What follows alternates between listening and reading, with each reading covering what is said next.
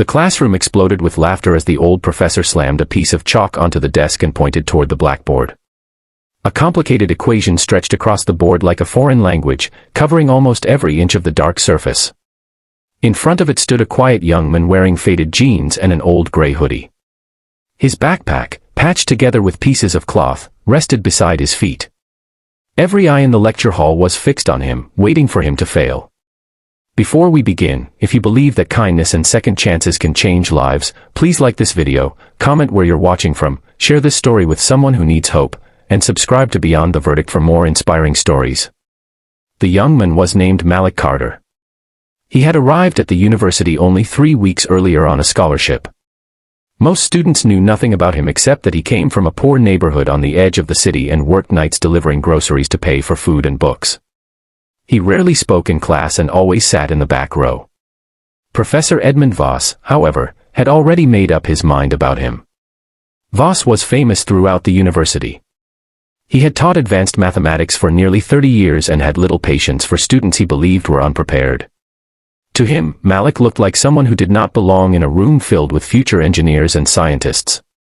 That morning, Professor Voss had written one of the most difficult mathematical proofs he had ever assigned. It was a problem from an international competition, something graduate students struggled to solve. Then he slowly looked around the room and his eyes stopped on Malik. The professor called him to the front. A few students exchanged nervous glances, but nobody said anything. Malik quietly walked toward the board, his shoes squeaking against the floor.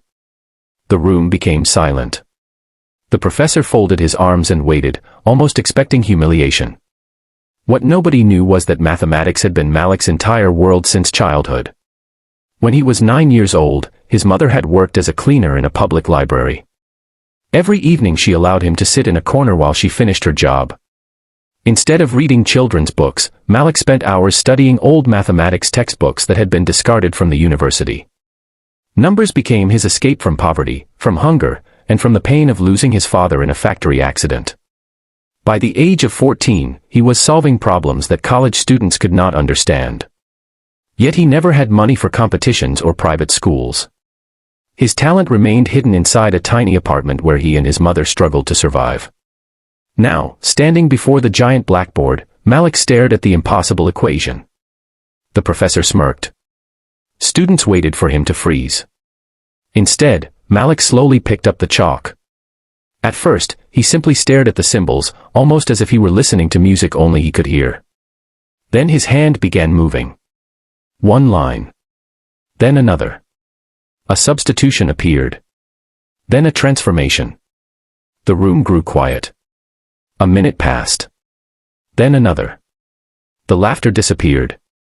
Professor Voss straightened his back. Malik continued writing, his face calm and focused. His movements became faster, almost graceful.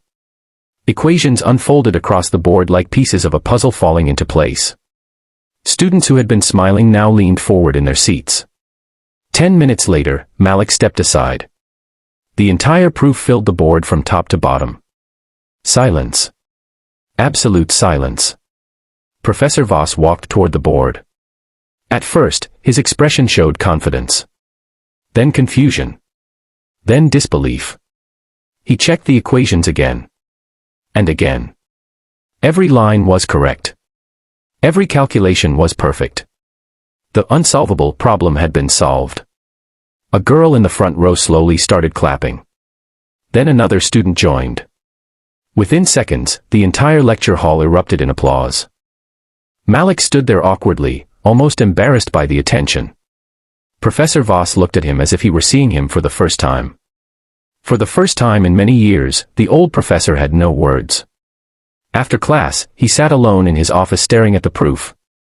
He realized something painful. He had judged a young man based on his appearance, his clothes, and his silence. He had assumed weakness where there was brilliance.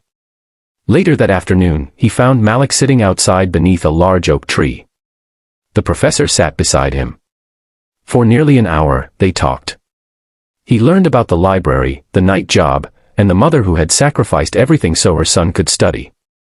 By the end of their conversation, the professor's eyes were filled with regret. The following week, he personally recommended Malik for an advanced research program and introduced him to other mathematics professors. Opportunities that once seemed impossible suddenly opened before the young man. Months later, Malik won a national mathematics competition and received a full academic grant. His story spread across the university, not because he had embarrassed a professor, but because he had reminded everyone of something important. Talent does not always wear expensive clothes. Genius does not always sit in the front row. And sometimes the quietest person in the room is carrying a gift that can change the world. Special request: comment below with the words, "Never judge by appearances," if you believe every person deserves a chance to prove themselves. As Malik walked across the graduation stage years later, his mother sat in the front row with tears streaming down her face. Professor Voss stood and applauded louder than anyone else.